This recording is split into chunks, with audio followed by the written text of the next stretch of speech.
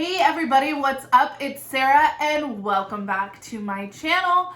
So over the last, I think like a couple weeks, we've been talking about some serious issues with Seeking Sister Wives with the Snowdens.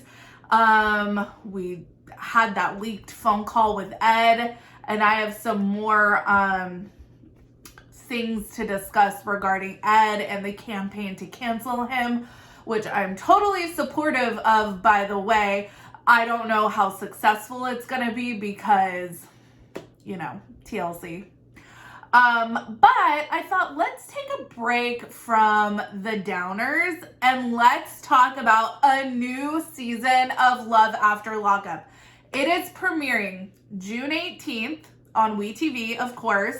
And this is so cool, you guys. We have 6 brand new couples. So no returning couples. It is all new cast. And I am so excited. So who are our new lovebirds, you might ask? Well, I know People magazine put out an article kind of giving just a quick intro, if you will, of who the new couples are, and I thought, let's meet the new cast together. I'm going through this along with you guys, so this is really exciting. Let's jump right into it. Just a quick disclaimer before we jump into the couples. Because we have not seen them on camera yet, for them to introduce themselves. If I mispronounce anyone's name, I am very sorry, and I will get it right. So just a quick disclaimer on that. So let's jump into the first couple we have here. I don't know if we have ages for anyone, but I'll see if I can suss that out later on. So we have, I think you pronounce his name Deontay and Nicole. She's from Newport News, Virginia, and he's from Troy, Virginia. So they're both from the same state. Deontay is known for falling fast and loving hard, but Nicole isn't Deontay's first inmate. When he first fell in love with an inmate prior to Nicole, he spent so much money on her that eventually he had to move back in with his mother. So what has Nicole been up to? Nicole has lived a wild life. She's known for being a party girl. Deontay is more conservative. Will this prove exciting enough for Nicole? So I'm kind of getting Sean Destiny vibes here. Sean was a lot more subdued, even though he lived in Vegas, than the lifestyle that Destiny wanted to live. So is he still living at home with his mother? We've seen that go terribly previously. Who was it? Was it Matt and was it Caitlyn? Caitlyn and Matt from a few seasons back. This is the other thing, you guys. Do you remember season 2 Love After Lockup was like 1,002 episodes? Because it was actually like a couple seasons that they made, but they kept calling it season 2 and it was really confusing. So I thought that this was going to be season 4. People magazine is calling this season 3. I have no idea numerically what season this actually is. So if you guys want to enlighten me, let me know in the comments. I'm just going to call it for now the new season. So anyway, so we've seen living with parents go terribly. I mean, just as recently as Heather with her poor Aunt Diane. It's never, sometimes it's absolutely necessary, but I'm not sure if it's good for any new relationship, because really, unless they were together before they went into prison, this is really like a brand new relationship, no matter how long they've been corresponding with each other. Next up, we have Rachel and Doug. Rachel is from Warren, Michigan, and Doug is from Kinchilo, Michigan, and I'm sorry if I mispronounce that. I'm gonna try to get people's names and city names right from now on. But anyways, Rachel met her new love on writeaprisoner.com, and I believe that is where Scott and Lindsay met. I'm not sure about Amber and Vince. There's several prison pen pal websites, but you know, I think Scott and Lindsay for sure met on Write a Prisoner, and I think Lindsay is back on Write a Prisoner, because you know she's back behind bars. Let's see here. Rachel's been involved in 2 previous prison relationships. She's convinced this one's gonna be the forever thing. 3rd time's a charm. Rachel and Doug actually got married while he was in prison and have never been intimate before. Doug has been in and out of prison since he was 18. He has an 11-year-old son whom he believes Rachel is too soft on. So apparently Rachel, much like Scott with Lindsay's daughter Miley Grace, is taking care of Doug's son, and Doug plans to get the household into shape when he is released. So there is going to be some control issues and battling for head of household, I predict. He has never been faithful in any of her relationships. Hey, Tony and Angela. But thinks things will be different with Rachel, a hardworking woman who is able to provide for him and his son. So this kind of rings to me like a mix of Angela and Tony, mixed with a little bit of Lindsay and Scott, like with the Miley Grace situation.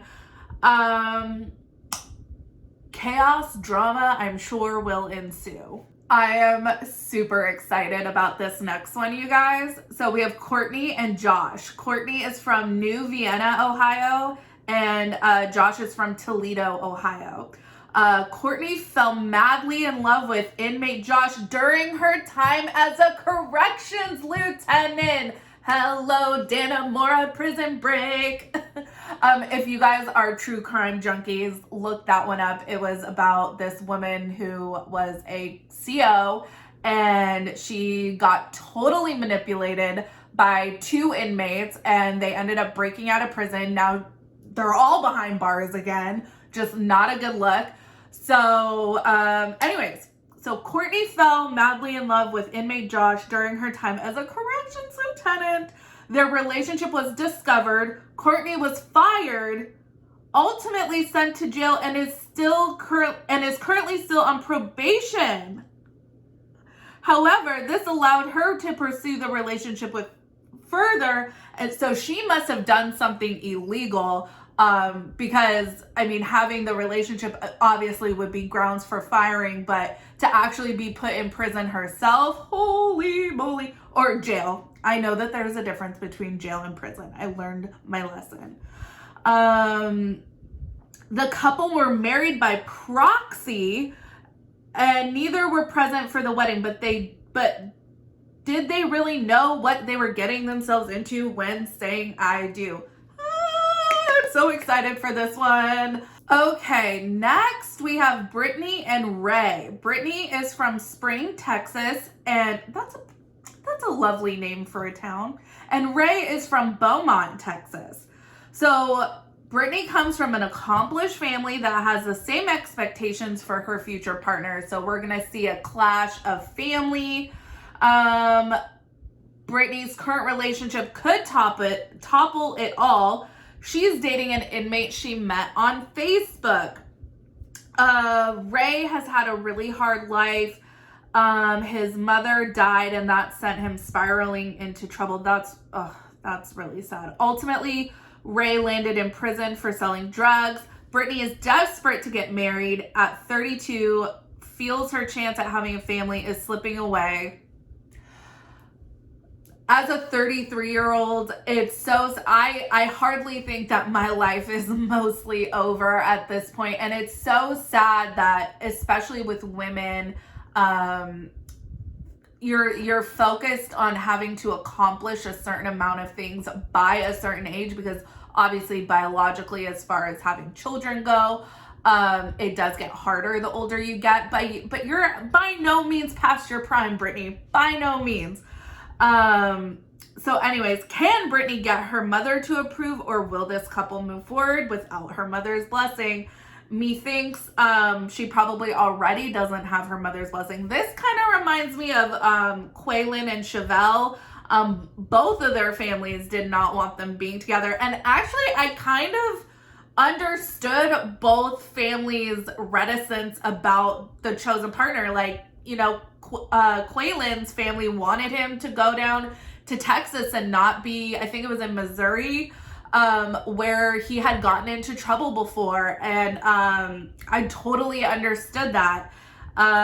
You know, he had been in prison for a very long time. So, you know, they wanted him to be able to like live life, not be like instant dad, instant husband. Anyways, I digress. So this is going to be a very interesting story. Okay, next up, we have our longtime lovebirds, kind of a la Andrea and Lamar. So we have Anissa and Jeffrey. Anissa is from Manchester, Tennessee, and Jeffrey is from Oakdale, Louisiana. Anissa and Jeffrey met 10 years ago on a pen pal website, and after a few letters, they switched to phone calls, and their exclusive relationship began. Or so she thought. Anissa has put all of herself into the relationship, emotionally and financially. Jeff was supposed to be released to Anissa twice before, and both times he bailed on her, making her friends wonder if Jess is even real at all. So that also kind of reminds me of, remember how Sean had actually never met Destiny, and the pictures that she had sent him were like super old pictures, and his coworker was like, dude, you're getting catfished. This kind of has that vibe to it. This is Anissa's final attempt at happily ever after with Jeff. Will this be her third swing at a miss at love? This is probably going to be an emotional storyline.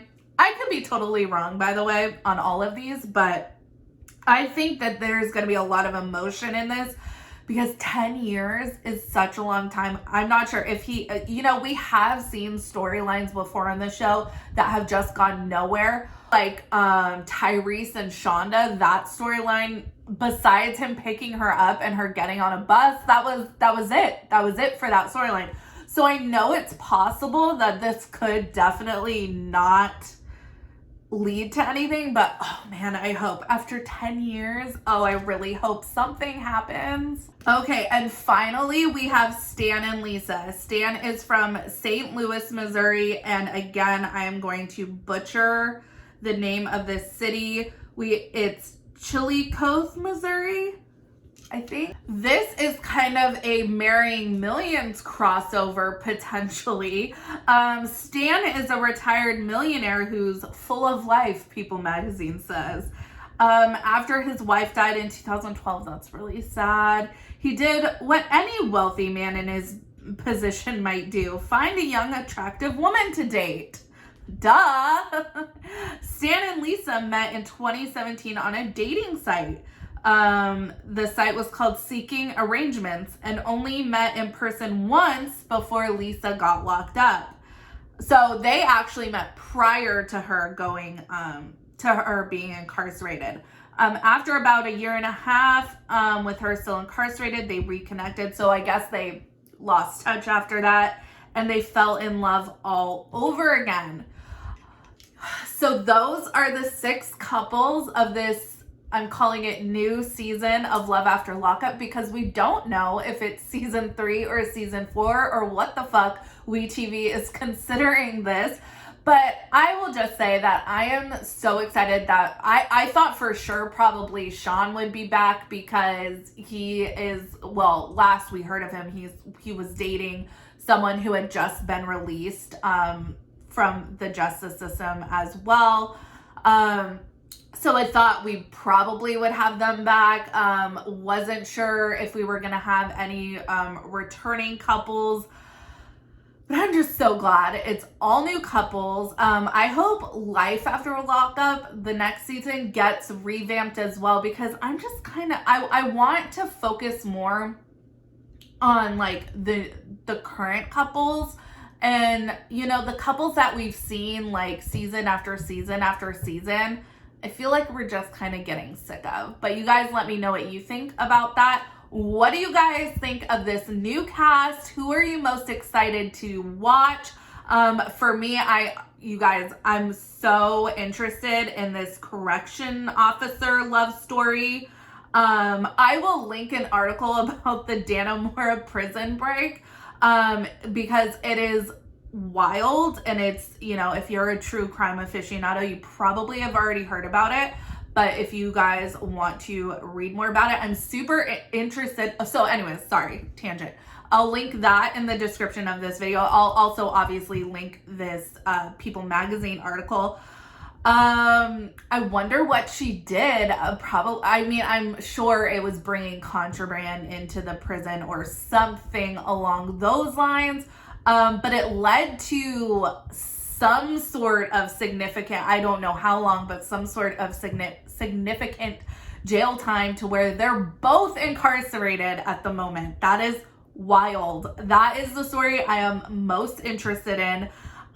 This millionaire story, I feel like they want us to be the most interested in this, but really, I mean, I don't know. They kind of lost me with Scott and Lizzie because Scott turned out to be a big old fraud. Not that like anyone needs to be like a millionaire, but it was like, I don't know. It never went anywhere. It never made sense. What is interesting with these people, with this potential Marrying Millions crossover, is that they actually met prior to her being incarcerated. So I wonder what she did. I wonder, they met in 2017. So it's been 4.5, almost 5 years. So I mean, she didn't do anything too bad, because she only got a few years.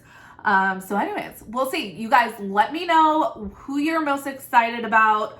I am not following anybody yet on social media. I'm going into this completely open-minded, and I am so excited for a new season of Love After Lockup. Anyways, you guys, follow me on Instagram and Twitter at Reality Squad. Make sure you like this video, subscribe to my channel, leave a comment with your thoughts, and I will see you guys in the next video. Take care. Have a good one. Much love. Bye-bye.